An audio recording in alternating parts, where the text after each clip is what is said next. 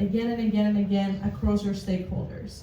So that's on the small side, right? When we're talking about a founder-led operation, hiring someone and building that coaching scale. And then on the larger companies, what I see a lot of times is senior sellers that are excellent at what they do, leaving companies and that knowledge living with them because they haven't created a way to again transfer that across the board, across geographies. And that's where AI is becoming super important. Now to your question about where is it going, I think is back to what you were saying earlier about proactive. I truly think the future of coaching is proactive and proactively creating playbooks and updating playbooks. So let's say till yesterday the best way for you to sell was X, but now we see instantly across a lot of calls that customer preferences have evolved due to trends, due to whatever the case might be. Now Dextego or any other solution in our space can recommend to you proactively that you have to adjust the playbook, and all you see is 3-4 actions as a VP of sales or VP of CS that you have to accept for that playbook to be updated, and then automatically through the platform again being reinforced across your employees.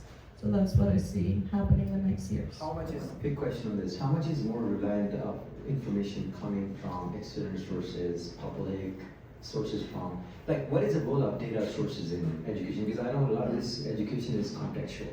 You know, you talk about customer in one industry vertical segment, and you gotta make sure that you deal it and you talk in their language and what they want out of your product. Let's say talking about technical support, these kinds of stuff. Like how you're sitting well with getting all this information and having your like Dextego, all the platforms doing similar AI coaching to be highly specific and highly smart, you know, like in terms of context and capabilities. Yeah, it's huge, and it's both important to do it on a company level and on an individual level, right? So, for instance, if we're talking about a net new opportunity where there's not an existing opportunity in your pipeline, there's no backup for emails, so we only depend on public data. We look into LinkedIn profiles, you know, websites, blog posts, interviews these people might have had, anything we can find, and cross-reference these characteristics across big psychographic profiles like this, Notion, which you might have heard, and then do that compatibility with the buyer, and then put then the layer of the company information and what we know about them, again, news, anything that could be of benefit to the rep to leverage as an icebreaker. So it plays a huge role, basically. I love the way that you are so like married to an idea of coaching and all that, and although like it's so driven by education as well, you have to educate a lot of people. A lot of these years later, they think about just you know, documented learning. That's fine, but they're more biased towards what works for the customer that matters to them, which are like high LTV and all of those, and nobody cares about whatever problems are for the smaller customers and all, and they're a bigger chunk of those. So I'll come back to that a little bit about you know, I know that you're also interested in keep on going with enterprise. I know you say like 30 enterprise customers, you're not going to get another 30 or 100 or 150, maybe it's going to be even harder. So how do you see it from a product standpoint, like how you're going to evolve your product? Only for enterprise, how hard? First off, tell me how hard, easy was it to get through the red tape, all these big banks that you acquired, some of these enterprise customers here as well. So what is that playbook you have to share with these folks? They like spend like months, quarters on the sales cycle to, you know, earn a logo. Yes. First and foremost, thank you for. Test. Now it works. Thank you so much for inviting me. It's a big pleasure. The great idea of Octrace was forecasting company events and therefore forecasting when a company is most likely to buy a certain product. What we've noticed in the market is many companies track trigger events, so correlation, meaning a company gets funded and therefore thinks that they need an IT company. But what many companies are missing is the CRM data, the reiteration of the CRM data, and then in the long term tracking causation. So a company has 15 different signals, and based on these 15 different signals, an event happens, and based on this event, the opportunity of a company selling to this company gets way bigger. to get to this North Star idea, I knew I needed as much enterprise data as possible as a very young startup. So what I did is I had a network of a few enterprises. I was cold calling since I was 14. So I had a few contacts there that I started using. But to get to the big fishes, which I always wanted, those were the banks, I needed a different face. How do I get a different face? I either go to a very expensive doctor or I hire a person that's way older than me that can represent the company. Think of the most conservative person you know in your whole network. A bank CEO is usually 10 times more conservative. So he's not gonna buy from a 20-year-old blonde. So I hired a head of sales. He's 20 years older than me, and he was before selling cars. And so he was one of the head of sales at a big car company, so I knew this is the face that I need. And I knew that he was stuck in this old company structure, so I had to take him out of there and get him going. So that's what I did. Within the first year, we closed 5 of 10 Europeans' biggest banks. No startup ever has done that. And the other point was we started tackling the market, which was the enterprise segment, with a rather red ocean, I would say. So the whole data market, as we mentioned before with Hornby, is a red ocean, unfortunately, but there are many ways to differentiate oneself through data quality, through good customers. For us, it was the enterprise data that we got through the big fishes. And so that's how we got to the enterprise clients. It was building one after the other, but we can get to go to market later. Absolutely.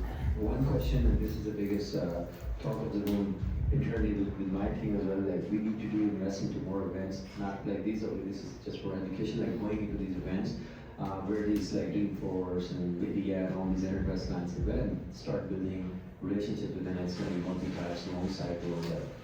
What is it more about building the right product, like more towards that, or building relationships for longer terms to close these enterprise deals? Yeah. At the end of the day, it comes down to what's your moat.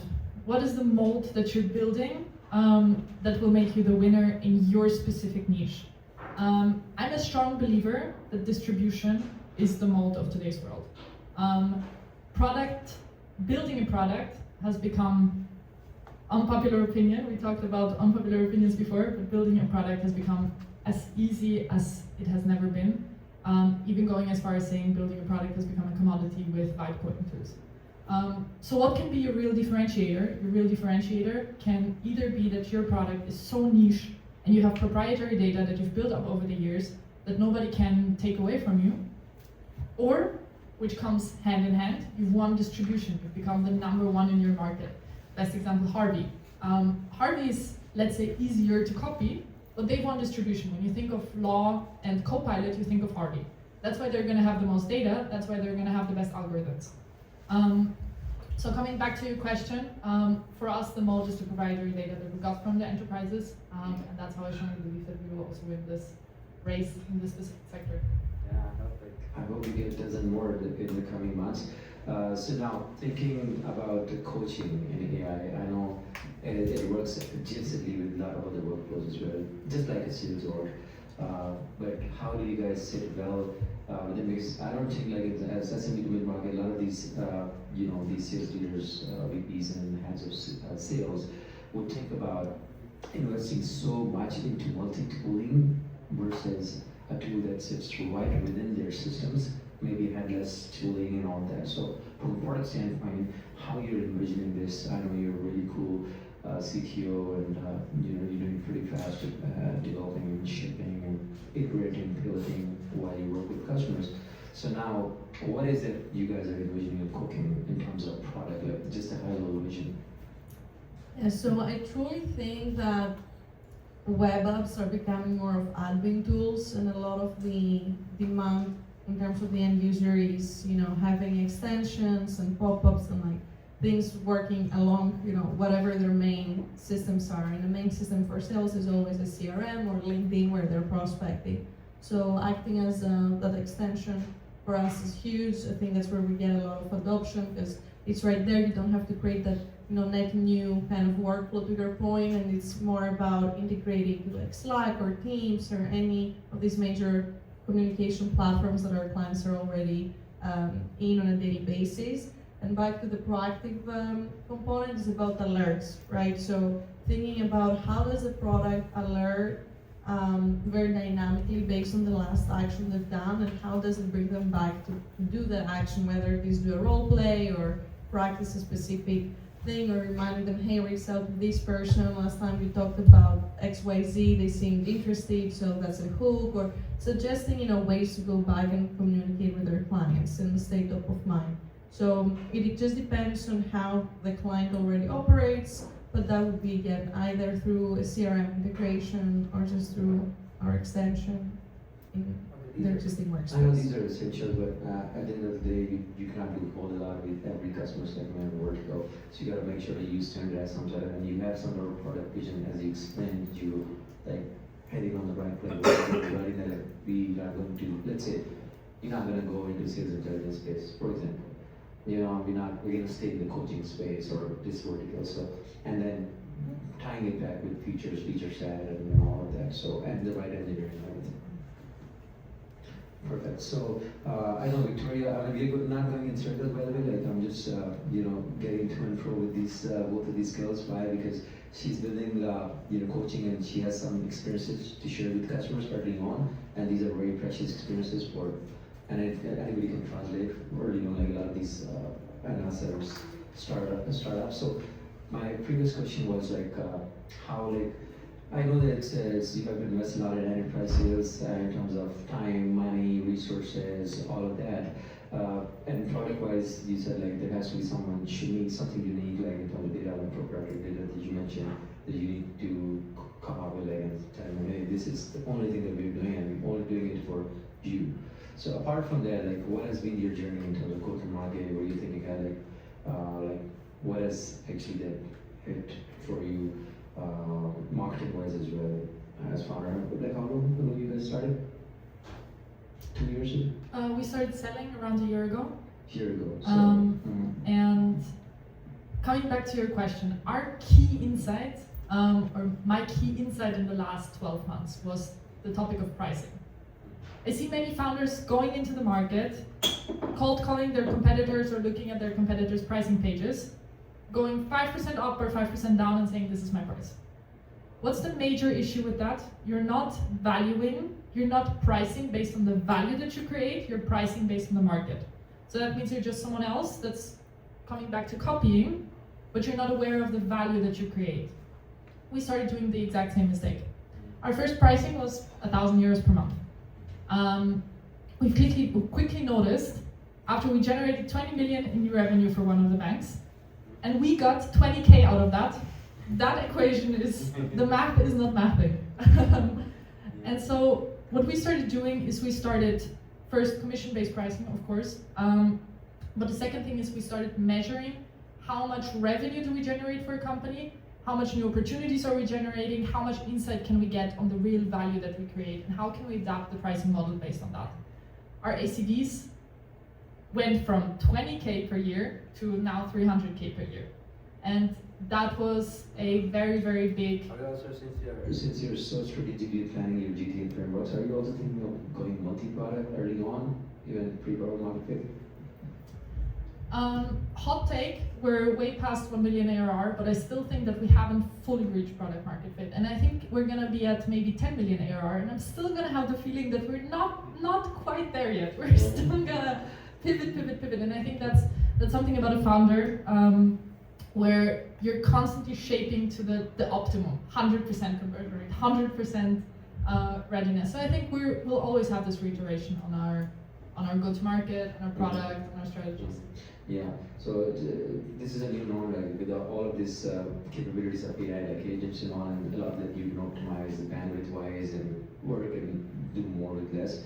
A lot of these companies, pre-product market fit, are also thinking of having like slightly adjacent kind of products, and they can license it separately on usage-based or seat-based, all of this. And I think this is something that depends on the industry, but we're also thinking of but maybe having some sort of like line of product that we can tie it with our main offering, because a lot of our competitors, let's say we're sitting between the CRMs and product tools and analytics tool, and a lot of our end users, they're actually using all of these tools, and they have there are some adjacent use cases that we can that can be a good hook for, building right amount of tools, but it has to be the right time for that, and you have to see for yourself that they can't get that perfect. So now, Ioanna, last question on this panel, maybe we can have 5 more minutes. What is your take on, I know that you've been here now for almost 2 years, 2 years, right? Into Almost 3. 2 years into, after you launched the product, right?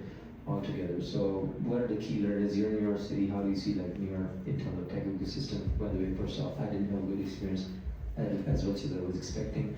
In terms of startup ecosystem, as much as like an SF, even better, if we are better in Austin, Texas. A lot of my friends feel so how you live there, right? So what is it like in terms of getting new partners, customers, eventually, what does the ecosystem look like? The events and all for startups, like how startup friendly it is. We went to this Techstar event and they were supposed to be deep tech, but it was not so deep. So I honestly don't think that New York is about deep tech. I think it's much more diverse. I think it's more about the application of technology rather than building the technology itself. I think that's more a CF thing. I don't know, I might be wrong, but and also in my case, when you're talking about partnerships, I mean, we were very much location agnostic. It's not that we're so much focused in New York, but I definitely do see big opportunities with VCs like Inside Partners who bring, very good talent, very good CEOs, and they have very good meetups. But in my case, I mean, we've added languages as well, so we are expanding outside of the US. So it becomes less important to meet people, I would say, in person, but build that distribution that we're talking about earlier. So I actually also hired a VP of sales that's 60 years old, ex-Gartner, ex-IBM, and very strategic seller. I think that's my biggest takeaway these 2-3 years. It's how do you find a seller that not only can pitch, but is very strategic to understand how to continue building this relationship with economic buyers and how to get them to champion and open their networks. Because you really do need that flywheel, and the faster you build it, the better, of course, as competitors are coming in the space. Because when we started, even it was a little earlier than the whole GPT crisis, and honestly, our idea, because my background is also academic, I dropped out of my PhD in iOS, was all about soft skills development for young managers, and then quickly pivoted to sales. Then you start to see a lot of competition in the market, but I really want to go back to what Alan was saying, if you have a very good team, high IQ, strategic people who are passionate about solving the problem and not passionate about how the problem will be solved, I think you'll succeed whether you're in New York, Africa, or wherever you are. Love it. So I hope you come more often as well to this place. I welcome you whenever you come and give us quizzes. We'll plan more of these events. So what is that makes you excited, Victoria? We're almost 10 months down, but probably for the next year. I was thinking more about marketing wise, you're big on distribution, you believe that it's all about distribution, so what is that makes you super excited about distribution? Yes, I'll keep it very short. We've infused all of the knowledge that we gathered from the enterprise clients into a self-use tool. And we're going to launch it, and we're going to launch it with a product-led growth strategy. And this is something that's quite new territory for me. We've hired very good people in marketing as well to foster that. And this is what excites me the most. The launch of the self-use tool, the product-led growth distribution strategy is going to be very, very exciting. Love it. Thank you very much, both of you, for coming up and being so highly concrete and practical for people and giving us some motivation and being part of this last panel that demanded, like I mentioned, highest level of energy. The audience I know did, and you as well. Thank you very much. Max, can we do a real quick 10 minutes? What do you think? Max? Sure. There you go. What do you say? Sorry, I didn't. Do we have 10 minutes only? You do not. You guys have to leave at My voice 8. is showing 15 minutes. And you guys have to leave at 8, which means I have to clean everything and put everything in place. Okay. So you paid until 8 o'clock. That's fine. Thank you. Yeah. I think you guys already know each other.